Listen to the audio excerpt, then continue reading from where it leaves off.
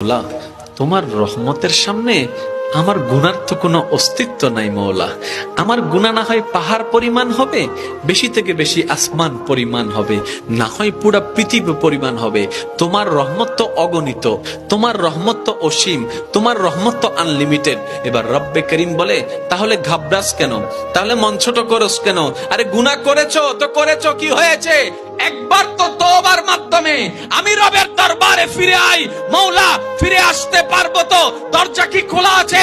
রব্বে করিম বলে, মরণের আগ পর্যন্ত, কিয়ামতের আগ পর্যন্ত, সূর্য পশ্চিম আকাশে ওঠার আগ পর্যন্ত দরজা খোলা আছে, দরজা খোলা আছে, দরজা খোলা আছে।